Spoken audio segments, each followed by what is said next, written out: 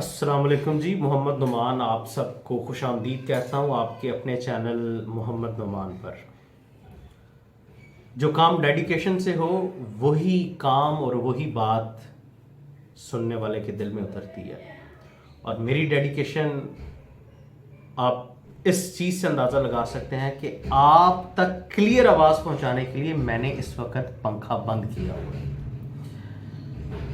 سن 2007 سے لاہور میں رہائش پذیر ہیں ہم، اور والد صاحب میرے آرمی سرونگ تھے۔ 32 ایئرس کا ایک شاندار کیریئر ان کا آرمی میں رہا، اور ہماری زندگی پر، میرے اور میرے باقی بہن بھائیوں کی زندگی پر ان کے جو سرونگ کیریئر تھا اس کے بڑے مثبت اثرات بھی پڑے۔ ہم نے اپنے والد صاحب سے پنچویلٹی سیکھی، اپنے والد صاحب سے ڈسپلن سیکھا، اور الحمدللہ وہی جو چیزیں آج بھی ہم نے اپنی زندگی میں اپنائی ہیں، اور جو تھوڑی بہت اللہ پاک نے عزت بنائی ہوئی ہے، وہ انہی کی مرہون منت ہے۔ تھوڑا سا انٹروڈکشن میں آپ کو آج اپنا دینا چاہوں گا۔ 2004 میں نے میٹرک کیا، پنو عقل کینٹ میں تھے اس وقت ہم۔ والد صاحب میرے کیونکہ آرمی سرونگ تھے تو ایک اسٹیشن سے دوسرے اسٹیشن پہ ہماری پوسٹنگ ہوتی تھی، جب تو ہم والد صاحب کے ساتھ ہی جو دوسرا کینٹ یا گیرزن ہوتا تھا وہاں پہ پوسٹ آؤٹ ہو جاتے تھے۔ 2006 میں نے آئی سی ایس کیا راول پنڈی، ایف جی سر سید کالج راول پنڈی سے۔ 2008 میں لاہور میں والد صاحب کی پوسٹنگ ہو گئی، اور 2008 میں F G degree college Lahore Cantt سے میں نے گریجویشن کی۔ گریجویشن کے بعد میں نے ٹھان لی کہ اب میں ایم اے انگلش کروں گا۔ ایم اے انگلش کرنے کے لیے میں نے رخ کیا یونیورسٹیز میں داخلہ لینے کے لیے، اور میرا ایڈمیشن ہوا university of education lower mall campus میں۔ یونیورسٹی آف ایجوکیشن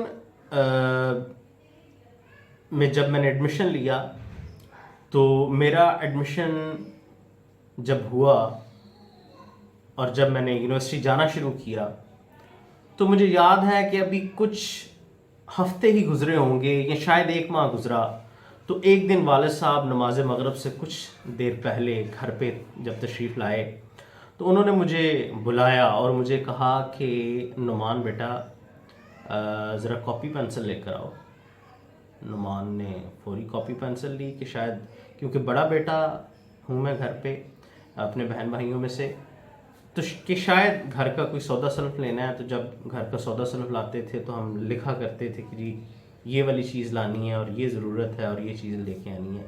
تو میں اس نظر سے فوری لے آیا کاپی پینسل۔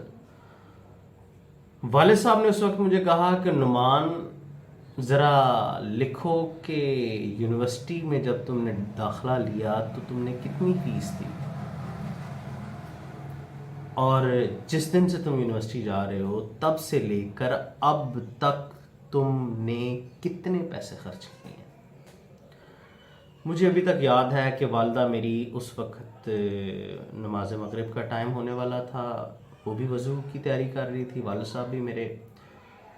تو میری والدہ بھی اس بات کو سن کر تھوڑی سی حیران اور پریشان ہوئی۔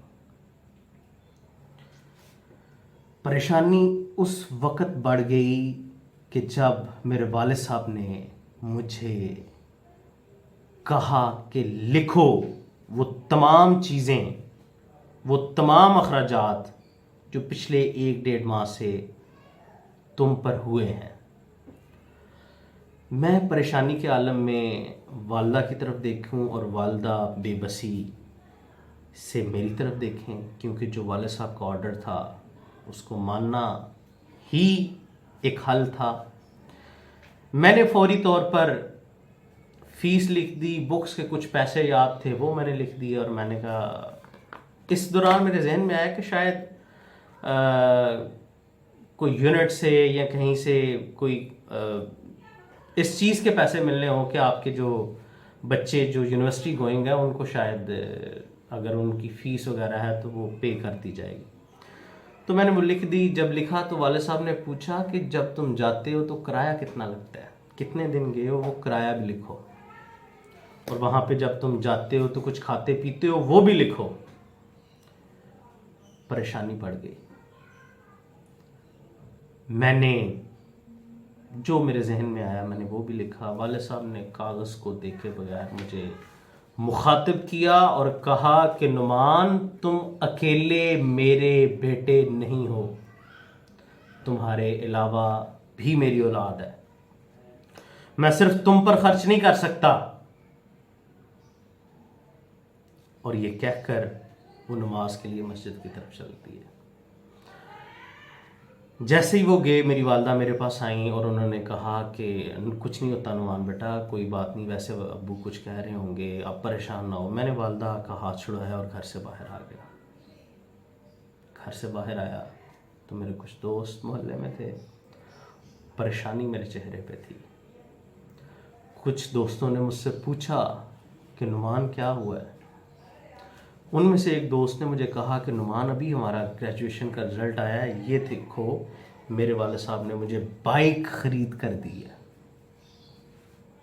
میں سوچوں کہ میں نے بھی گریجویشن کی ہے اور گریجویشن کرنے کے بعد میں نے ایم اے انگلش میں ایڈمیشن لیا ہے, تو میرے والد صاحب خوش ہونے کے بجائے وہ مجھ سے پوچھ رہے ہیں تم پہ خرچہ کتنا ہوا. جب میں نے اپنے ایک دوست کو بتایا کہ یہ معاملہ ہوا ہے تو اس نے کہا کہیں تم لے پالک اولاد تو نہیں. میں مزید پریشان ہو گیا اور سوچنے لگ پڑا کہ شاید میں لے پالک ہوں. ان شارٹ میرے والد صاحب نے بہت سارے والدین کی طرح حقیقت پر مبنی زندگی گزاری اور گزارنا سکھائی.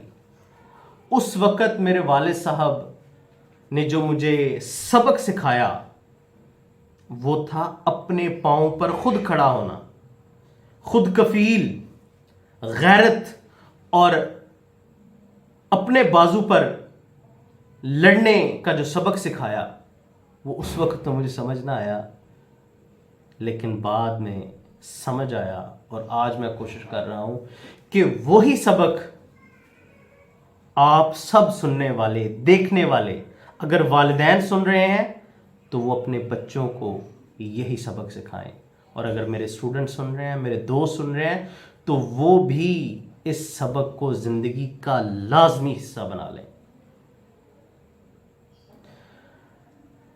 میرے والد صاحب نے مجھے کہا کہ بیٹا تم میرے اکیلے بیٹے نہیں ہو, تمہارے علاوہ بھی میرے بیٹے ہیں, میری بیٹیاں ہیں, میں صرف تم پر خرچ نہیں کر سکتا. ہاں اگر تم چاہتے ہو کہ تم یونیورسٹی میں جاؤ, تم اعلیٰ تعلیم حاصل کرو, تو تمہیں بھی میرا ساتھ دینا ہوگا, تمہیں بھی محنت کرنی ہوگی. اس وقت جذباتی نعمان ایک دو دن بعد گھر سے نکلا. شاید سی وی میں نے بنائی کہیں سے, سی وی لے کے میں چل پڑا اور مختلف اداروں میں جا کے میں نے اپنی سی ویز دیں.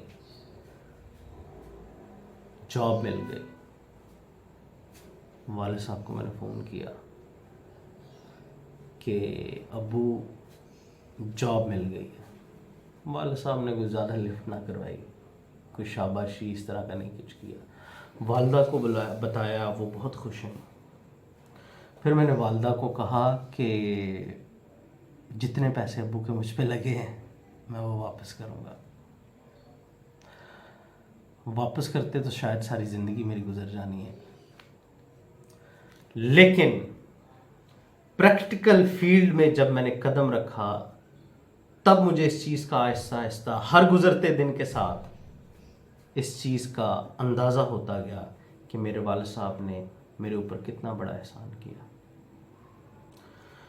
2007 میں 2008 میں جب میں نے گریجویشن کے پیپر دیے اور میرا رزلٹ ابھی آنے والا تھا, میں نے ٹیچنگ لائن کو اختیار کیا اور میں نے ٹیچنگ کرنا شروع کر دی. تو مجھے جن بلیسنگز نے میری زندگی میں آسانیاں پیدا کیں وہ اگر میں گنوانا شروع کروں تو شاید میں آپ کو گنوا نہ سکوں. اپنی اس ویڈیو کو اسی پیغام پر ختم کرتے ہوئے کہ ہمیں اپنے بچوں کو पैम्पर्ड नहीं करना चाहिए। हमें अपने बच्चों को हकीकी ज़िंदगी और हकाइक में रहना सिखाना चाहिए। अगर आपकी अर्निंग कम है लेकिन हलाल है, आप किसी का हक नहीं मारते, आप कोई धोखा नहीं करते, आप कोई जाली काम नहीं करते, लेकिन आप हलाल की कमाई कमाते हैं, तो आपको उस पर फ़ख्र होना चाहिए। सिर्फ आपको उस पर फ़ख्र नहीं होना चाहिए, आपकी औलाद को फ़ख्र होना चाहिए। और उसी फ़ख्र के साथ जब आप ज़िंदगी के चैप्टर्स को खोलते जाते हैं, पढ़ते जाते हैं, तो ज़िंदगी आप पर मेहरबान होती जाती है। मैं इसी तरह अपनी ज़िंदगी में होने वाली अपने मालिक की मेहरबानियों का ज़िक्र अपनी आइंदा आने वाली वीडियोस में भी आपके साथ करूँगा। तब तक इजाज़त दीजिए। आप सबका मोहम्मद नमान।